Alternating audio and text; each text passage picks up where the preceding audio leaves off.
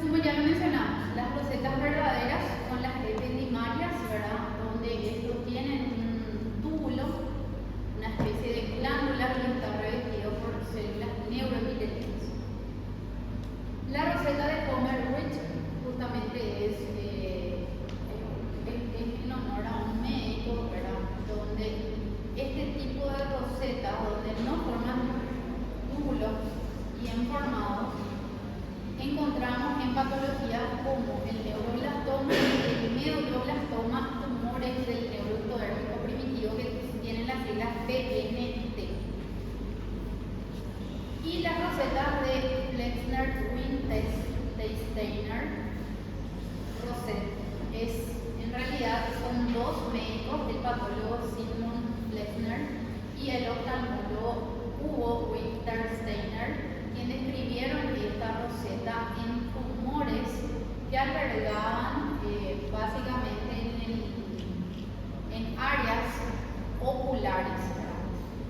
Son rosetas parecidas a las rosetas verdaderas epidimarias, pero de acuerdo a la ubicación y que eran de tipo fotorreceptor, se lo llamó de manera diferente. Las rosetas perivasculares, como mencionamos, afectan, o sea, aparecen en los ependimomas, pero también hay en otras patologías como el neuroblastoma, el tumor del neuroducto dérmico primitivo, el neurocitoma central y el glioblastoma, donde se encuentra un vaso y está rodeado por las células neuroepiteliales hipercromáticas. Tumores embrionarios, ¿verdad? ¿Cuáles son? Aquí tenemos los medulloblastomas, el tumor teratoide rhabdoide atípico, el neuroblastoma y el tumor neuroectodérmico primitivo. Todos ellos tumores agresivos, donde esto entra en aquella categoría que no sé si recordarán de neoplasias, donde llamábamos patrón de células pequeñas redondas azules, ¿verdad? Donde todas ellas tienen un mal pronóstico, ¿verdad? Porque algunas tienen células anaplásicas, necrosis o ciertas características histopatológicas que empeoran el pronóstico. Entonces, tumores primitivos del cerebelo son más comunes a nivel de la vermis.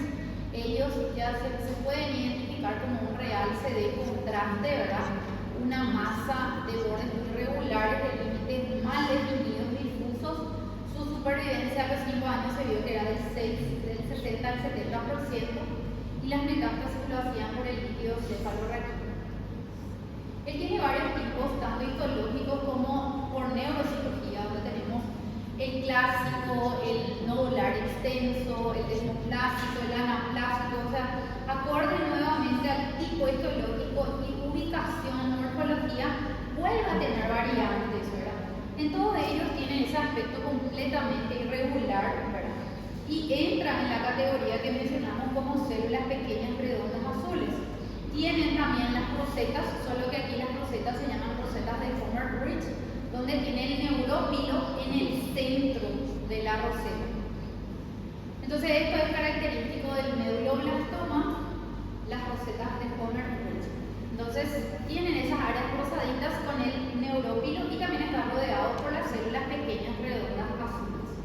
Entonces, para medulloblastoma, el diagnóstico característico son las rosetas de Pomeroy, donde tienen esas células hipercromáticas, pequeñas redondas azules, rodeando a lo que es un neurópilo. El desmoplásico va a tener regiones más hipercelulares mezcladas con áreas de colágeno, ¿verdad? Esa es la única diferencia en cuanto a la microscopía.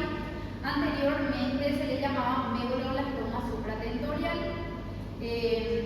Ellos todos tienen esas rosetas de Pomeroy y esto también se tiene que realizar inmunohistoquímica y hay que hacer diagnóstico diferencial con otras neoplasias como el neuroblastoma y el ganglioneuroblastoma cerebral. El neuroblastoma en sí es un tumor muy agresivo, donde esto es más frecuente en realidad en la suprarrenal, así como también puede ocurrir a nivel del sistema nervioso. Yo les digo, porque nosotros vivimos en carne propia, ¿verdad? Tuvimos un primito mío que a los 4 años se le diagnosticó neuroblastoma.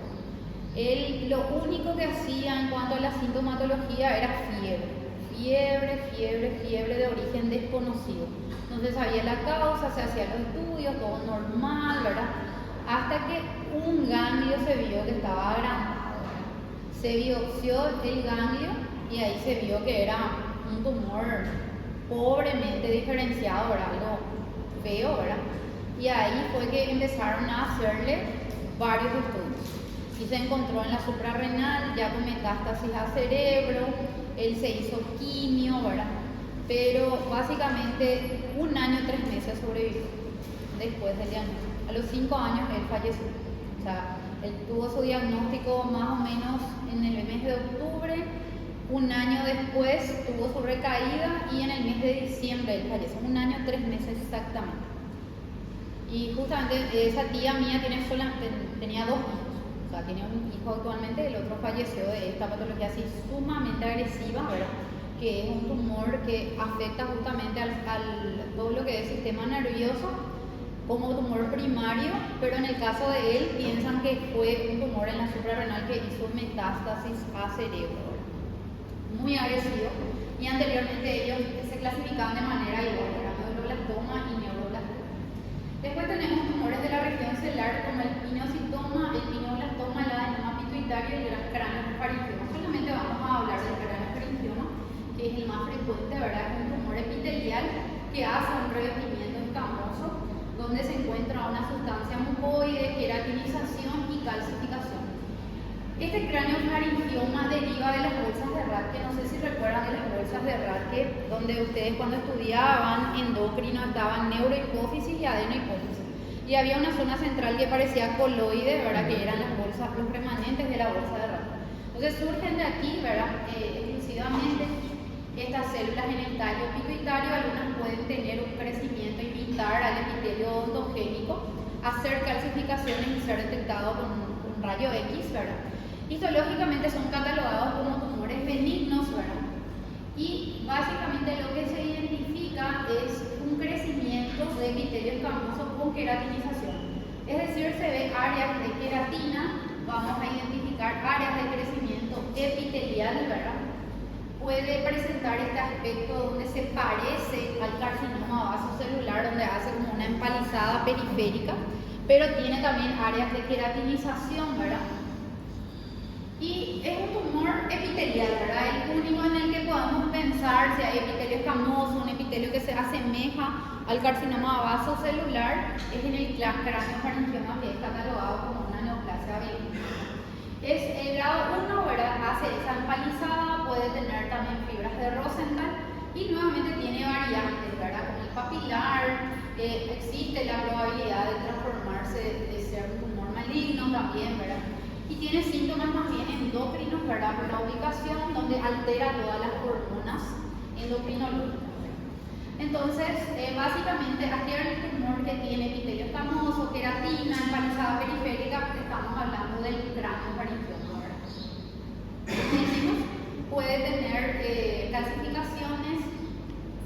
Aquí justamente hace esa empalizada y se ve las áreas de queratinización, ¿verdad? Como estamos viendo, y se le llaman verticilos celulares. Meningiomas, ¿verdad? Meningiomas, como hemos mencionado, son los tumores más frecuentes, ¿verdad? Es el primario más común del sistema nervioso central.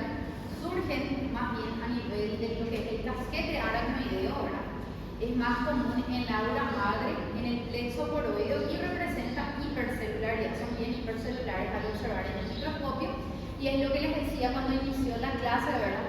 Que aquí el grado 1 es considerado benigno en el caso del meningioma, ¿verdad? El grado 2 ya tiene una mayor probabilidad de recurrencia, ya es catalogado como maligno, y el grado 3 es el más maligno, ¿verdad? En este caso, la edad es adulto 65 años y existen como 15 variantes en la OMS, ¿verdad? Que también si hacen neurología deben saber, ¿verdad?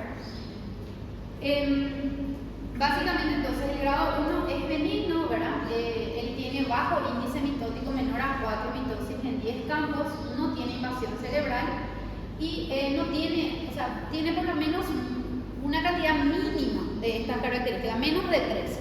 Por ejemplo, necrosis, cambio de células pequeñas, macronúcleos o hipercelularidad. Ahora, las manchas positivas, ellos son positivos para somatostatina, EMA y progesterona. Entonces, en este caso vemos, ¿verdad? Un meningioma que está debajo de la aura madre, generalmente este es de una una autopsia, ¿verdad? Cuando es de una cirugía se extirpa el tumor, son los más fáciles de extirparse y de extirparse en su totalidad por su ubicación, ¿verdad? Aquí básicamente vemos un tumor no muy pequeño, más o menos mide 5 centímetros. Aquí vemos otra masa, es bien delimitado, ¿verdad?